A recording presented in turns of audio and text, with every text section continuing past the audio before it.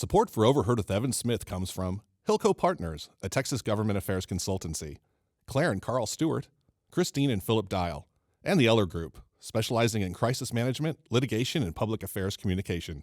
EllerGroup.com. I'm Evan Smith. He's the LeBron James of basketball analytics, a former NBA analyst at ESPN, the former chief analytics consultant for USA Basketball, and the author of a great new book about the game, Hoop Atlas, Mapping the Remarkable Transformation of the NBA. He's Kirk Goldsberry. This is Overheard. A platform and a voice is a powerful thing. You've really turned the conversation around about what leadership should be about. Are we blowing this? Are we doing the thing we shouldn't be doing by giving in to the attention junkie? As an industry, we have an obligation to hold ourselves to the same standards that we hold everybody else to. This is Overheard.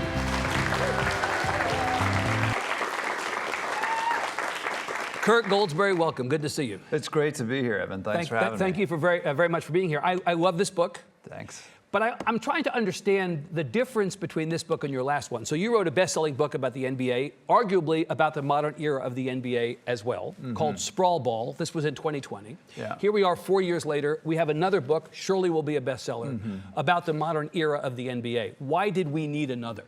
Well, the first book really focused and zeroed in on how the three-point shot and analytics sort of converged to update the look and feel of basketball. And I wouldn't say overlooked the impact of individual players, but in this one I really wanted to focus, almost like a jazz historian would, on how the individual superstars who are extremely influential in our league reshaped basketball with different techniques and approaches and triumphs that ended up changing how we look at greatness in pro hoops. Well, and you actually, in fairness, you telegraph that in the name of the book. The book is called Hoop Atlas, and it's this great play on words, because an atlas is a collection of maps, and there are many maps. You use mapping to visualize data in this book to tell the story of the NBA. We'll come to that in a bit. But also, you're referring to Atlas as in Greek mythology. Yes. Holding the weight of the heavens on his shoulders. And the reality is that you say very clearly in this book, there are certain players in professional basketball who hold the weight of the sport on their shoulders. Right, and we start with Michael Jordan. Right. And ironically, Always. Torturing that metaphor, start with a famous shrug in the 1992 finals when he made 6 threes and shrugged at the camera. Right. And we call that Atlas shrugged. I don't necessarily endorse the ideology there, but it was torturing the Atlas metaphor even further. But the larger point is, pro basketball, more than pro football, more than baseball, more than any other sport, really looks at these individual players to show us the next step in the basketball evolution. And Jordan really modernized the game after Magic. And Larry had brought it to new heights. Of course, I don't want to challenge you on this because you're an expert and I am a mere amateur. But today in baseball, whether it's Aaron Judge or Shohei Ohtani, there are sort of in that sport players who are carrying the weight of the game on their shoulders. Like we could spend probably 30 minutes talking about this. Yeah. But I'll stipulate your point that in basketball, certain people have been elevated or have elevated the sport themselves in a way that calls them out, deserves being called. Yeah, and they almost deform the medium. They reform the medium. Like Stephen Curry is another great example of this, who challenges what greatness looks like. And in fact, if you watch the Olympics, I know you did and I did. We talked about this after that famous, now I think will be infamous. That's right. Last game, the gold medal round, right, where they won the gold medal, where he hit 3 after 3. That most impossible of all threes over 2 guys kind of on his back foot. Right? In the end, he is one of one, not one of many. And he changed the sport forever. We're here in Austin. If you go to a playground or a youth basketball game tomorrow, you'll see a bunch of kids shooting threes in a way that when I was young, we weren't doing that. That's what I'm saying. These people are very influential. Charles Barkley famously said they're not role models. But certainly to young hoopers, they are. And Stephen Curry, and what a moment, by the way, reminding the world that Americans are still here in the greatest sport on earth, basketball, but doing it with his stylistic innovation, which is just self-created threes in many cases, dribbling into threes against the best defenders the other team has to offer. There's nothing you can do to stop it. And, he won the Serbia game, too, for us in the semifinals against Nikola Jokic, who many consider to be the best player on the planet right now.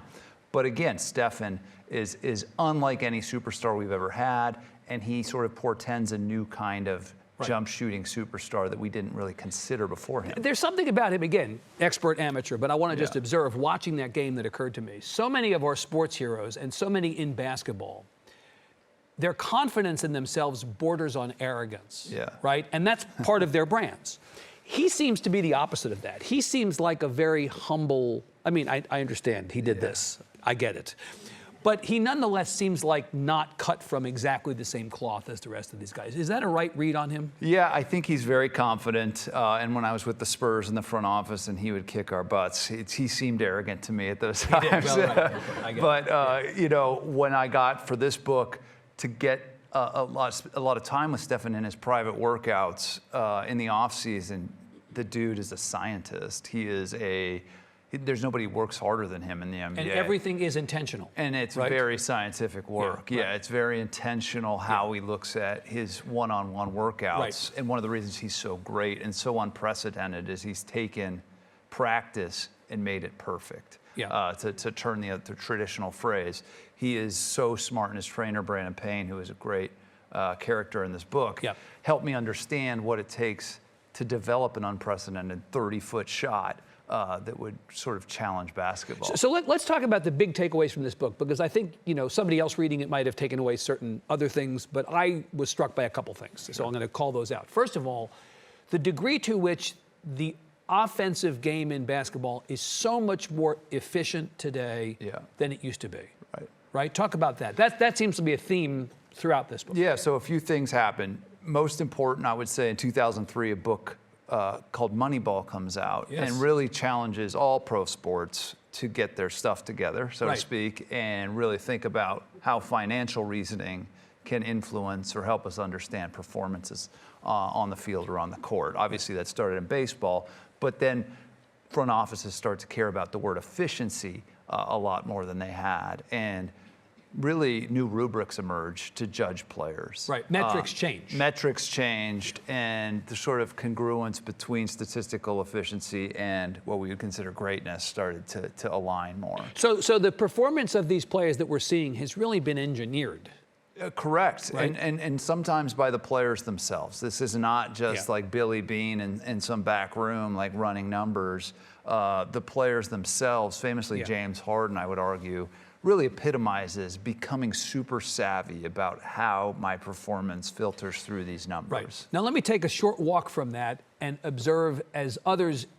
I was talking to a bunch of basketball fans knowing I was going to come and see you, and I said, what would you ask Kirk Goldsberry? And a consistent question I heard back was, people are scoring routinely 50, 60, 70 points in a game. That didn't used to happen. Right. Now it's sort of, we kind of go, speaking of shrugging, we kind of go, oh, they scored 60 or 70 points. Is that a byproduct of offensive efficiency? It's a byproduct of an unending quest for efficiency by coaches, players, and front offices. And in the book, we talk about a new movement called heliocentrism, which is a new word for an old concept in hoops. Like when Wilt Chamberlain played, the strategy of his teams was, get it to Wilt and get out of the way. Right. That's still the strategy, but we're seeing it from different kinds of players, not old school post-up bigs like Wilt or Bill Russell or Kareem. Now it's the Stephen, Donovan Mitchell, James Harden, Luka Doncic, just using possession after possession and just racking up crazy totals. Not because they're better than Michael Jordan or Kobe Bryant, but because they're taking more shots and using more possessions than those guys. It's also the case, I think, and you tell me if this is right, that there are not really teams with one player and four stiffs on the court anymore. Right. There are a lot more teams that have a number of people you could pass the ball to with confidence are going to score. Oh, yeah. So that's another great point, Evan. Like the NBA is generally 500 people at any given time. And that group of 500 has never been so skilled and never been so talented, particularly on offense and even more specifically shooting the ball. And so offenses are spread out, and everybody's threatening. The coaches are chess masters now, and every team decorates the court with dangerous threats that make some of the stars' jobs even easier because defenses have never been this thinned out. Right. So on the question of offense, a second takeaway that I got from this book was the dominance of the corner three. Correct. As not just any three, but the corner three specifically, as a component of the modern game. And again, if you watch the Olympics, you saw this. Yeah. I'm amazed at how often you see a shooter in the corner put up a three, and you think to yourself, well, that's going to go in. Yeah. Right. And again, maybe I'm wrong about this, but that didn't used to seem to be the case. No, right? so Bruce Bowen in San Antonio about 20 years ago really started to define this new archetype of a player, a 3-and-D player, and Greg Popovich recognized that by stationing this guy in the corner, Tim Duncan get harassed less on the other side of the court when he was posting up. Right.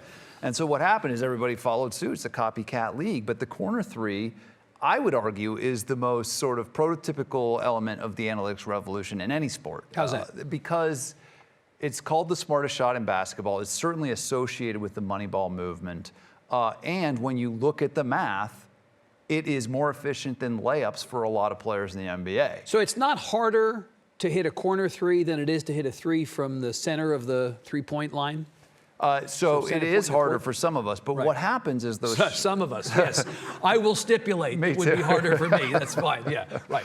But so, I mean, I'm just looking at the angle of it, and I'm thinking there's a whole bunch of things that could go wrong there. Yeah, so a lot of people are like, oh, that shot's a little bit shorter. That's why it's so efficient. That's kind of true, but what's really happening, Evan, is teams are putting better and better shooters over there, and they're designing offensive sets so that those shots, when they happen, are almost always ideal catch and shoot. The guy's got his feet set, and he's got a clean look, and there's nobody there. So a lot of the shots above the break are polluted by unassisted attempts and all this technicalities. But ultimately, it's good shooters taking clean shots in a great spot. So again, taking a short walk from this, are colleges and high schools seeing the emergence of the corner three as not something that you add to the menu, but it's a staple of the menu of skills, and therefore we're beginning to see that become more of a feature of the college game and of the high school game? 100%, and it's a great example of the sort of trickle-down, sort of stylistic economics that the Currys and the Bowens and the Popoviches do. That you influence the game at the top. Well, if you want to get into the NBA as a college player, you better have a corner three. 100%. Now, and again, some number of years ago, that might not have been the case. Yeah, and we talk about some guys who are already in the NBA and have become a lot wealthier or extended their careers, guys like Al Horford or Brook Lopez, who were not shooting threes in college, but as they enter their prime and post-prime, have extended their careers and become NBA champions with that exact shot. They had to backfill it. They had to backfill, exactly. Yeah. Okay, so you mentioned Jokic. I mean, I am a Spurs fan. My house is a house full of Spurs fans, right? I'll acknowledge that, cop to that. You know, we are Team Wemby. Yes. All day long, twice on Sunday, we are Team Wemby. It pained me to see Wemby playing for a team other than Team USA. Because Wemby is an international player who's come to play here. And there are many of those, Jokic. I mean, there's plenty of, in fact, that's again, a third takeaway from this book is the extent to which the international players are having an influence as never before on the game. When I fell in love with basketball, basketball was not obviously the second most popular sport in the world. Now it clearly is. And it's not close. We're not catching soccer anytime soon. But Wemby, the French teams that we saw at the Olympics on both the men's and women's side provide evidence. God, they were both great, weren't they? Yeah, and on the men's side, we could have easily side, lost. Yeah, we needed Stephen Curry to do that. Right. But we're seeing two consecutive French players go #1 in the NBA draft. An American player hasn't won the MVP in the 2020s yet. We've given 5 straight to international players. Right. This is the world's game now, which is great. As a fan, it's a great thing for Olympics, but it also means we're getting cool techniques and cool kind of personnel from overseas. And one of the things the Europeans have really given us, and Wemby is probably the best example, if it's not Jokic, is the hyper-skilled big man who can dribble, pass, and shoot. And oh, by the way, still 7 feet tall. And can rebound and block He is a shot. enormously not clumsy for a guy that big. I don't know how else to say it. He's very graceful and fluid in his movements. It is, and he can do many things. Well, see, and that's the fourth point that I took away from this book, that the role of the center has been redefined to some degree. And I wanted to confirm my view in my head. Well, Wemby is a center. Well, but he also doesn't only, I mean, he can do a lot of things, right?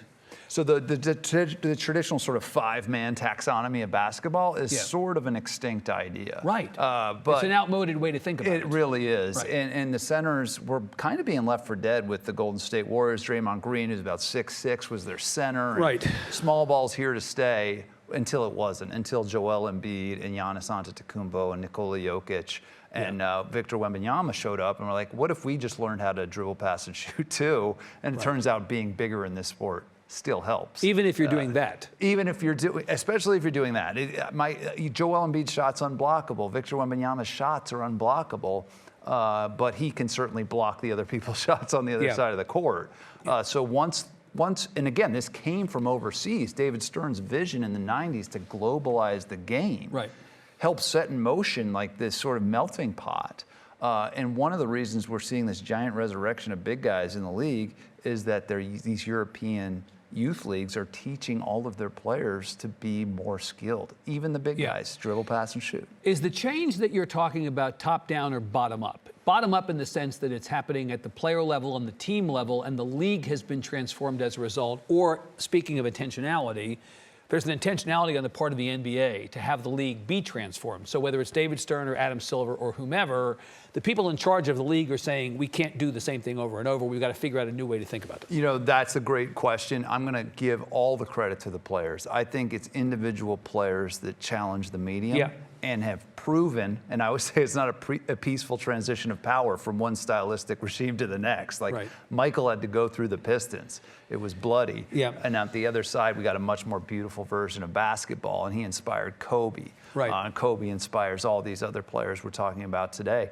So I will give full credit to basketball players developing techniques, whether it's Manu, your beloved Spurs, with the Euro step. That wasn't David Stern's idea. His idea was to get a kid in Argentina to play basketball, which is great. Full stop, But I don't think he foresaw the Euro step or the European big quite like that.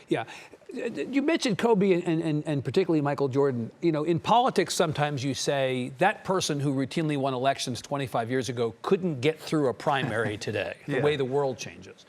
Could Michael Jordan get through a primary today? Hell yeah. Could Kobe get through a primary today? Yes. Because their defining characteristic wasn't their actual skill set that we saw manifest. It was their in between the ears stuff. These guys were the most competitive people.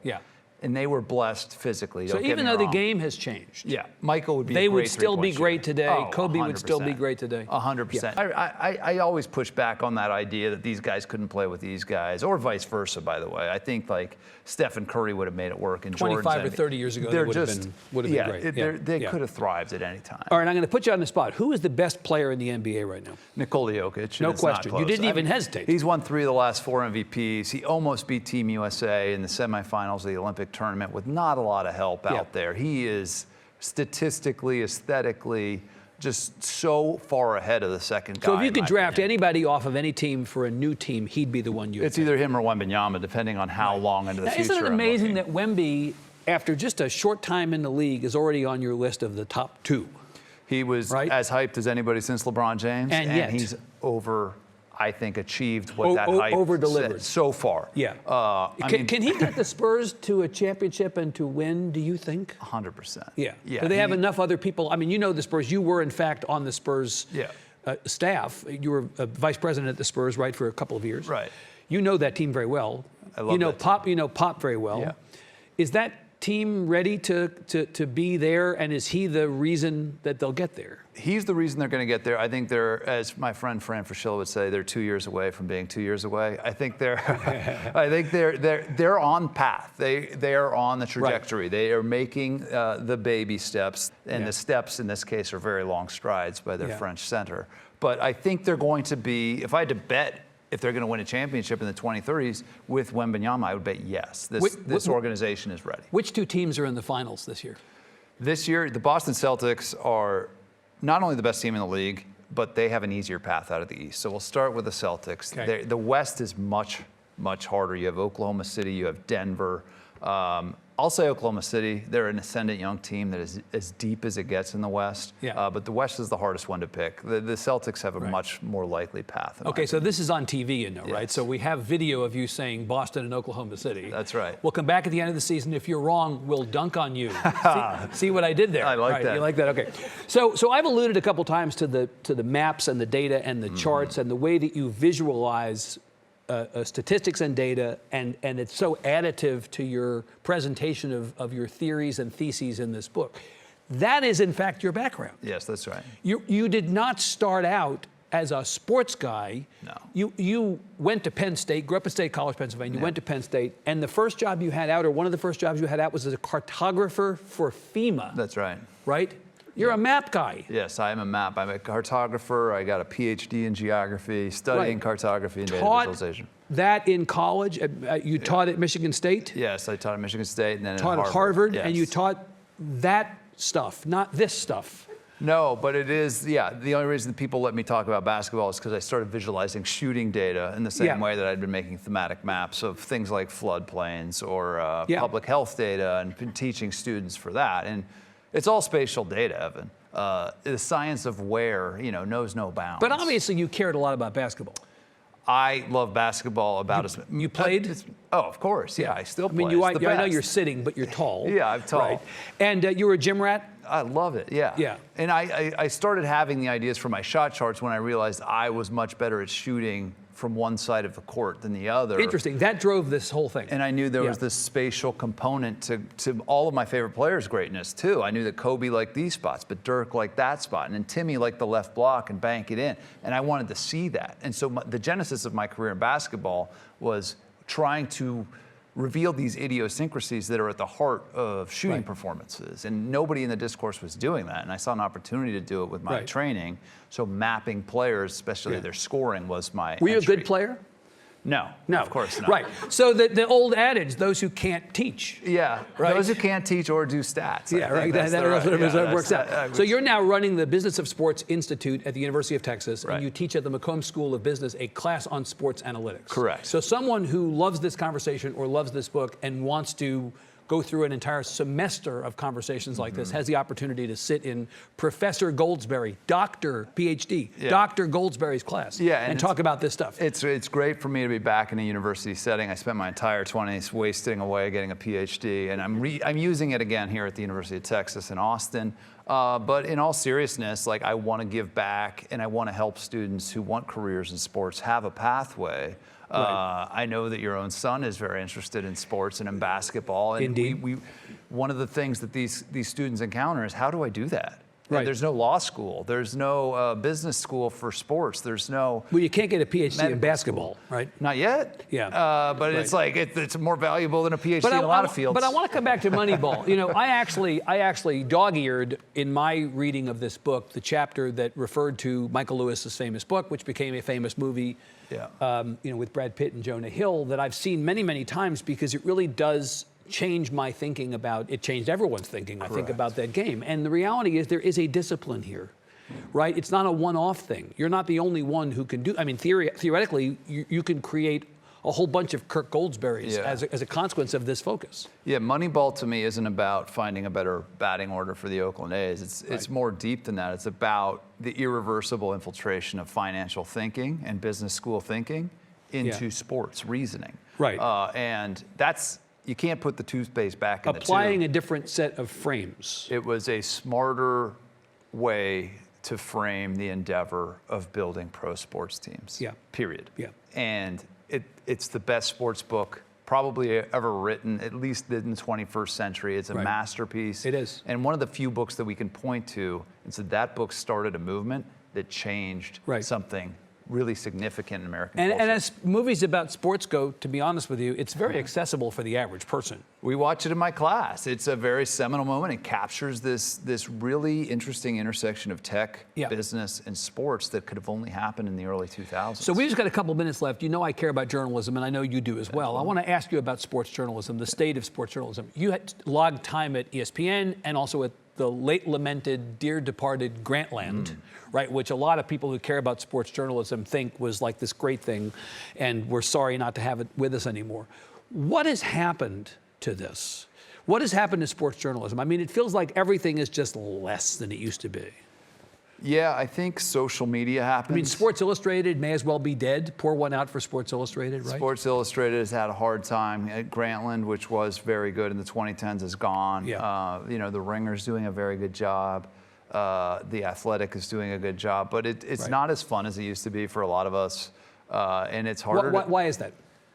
I think the social media sort of toxicity has affected it. I think the algorithm has challenged people to be more extreme versions of themselves. And for those of us who are like analytical and nuanced, that's not as popular. Not my thing, right? Yeah, not on TikTok at least. Yeah. So that I think is the biggest thing is social media. But ultimately, a lot of my friends in the business have had a hard time landing jobs or staying with jobs. Because it's just the rug is pulled out from you every few years in one way or another. I wonder if, like politics, where the people we used to cover as journalists have figured out that they no longer need us to get their message out. They can create their own channels. If that's also happened to some degree as individuals and teams figure out they can avoid the media asking hard questions and they can just get their content out to people 100%. directly.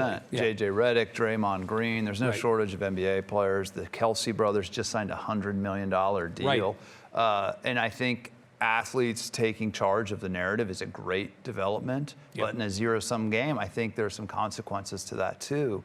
There's only so much to go around. And as these voices get a larger and larger share, whether that's better or worse, there's just only so many jobs for those of us in sports journalism. Well, at least we have you. Well, right? I'll still do it. Listen, I love this book, and I think you're such a smart guy, and you make this stuff come alive in ways that nobody else does. So I want to wish you great success with this. I know it'll be a big hit. Everybody give Kirk Goldsberry a big hand. Thank you, guys. Thank you very much. Appreciate you being here, man. Thank you. Good. Okay, great. We'd love to have you join us in the studio. Visit our website at austinpbs.org/overheard to find invitations to interviews, Q&As with our audience and guests, and an archive of past episodes. I do think somebody will score 100 points, in part because of this heliocentric trend. We're seeing 70s, 80s, and we're seeing faster games, and we're seeing defenses just stretch to the limit. As more and more people can shoot the three-point shot from further and further out, that's going to be the reason that I think somebody's going to do that in the next 20 years. Support for Overheard with Evan Smith comes from Hilco Partners, a Texas government affairs consultancy, Claire and Carl Stewart, Christine and Philip Dial, and the Eller Group, specializing in crisis management, litigation, and public affairs communication. ellergroup.com.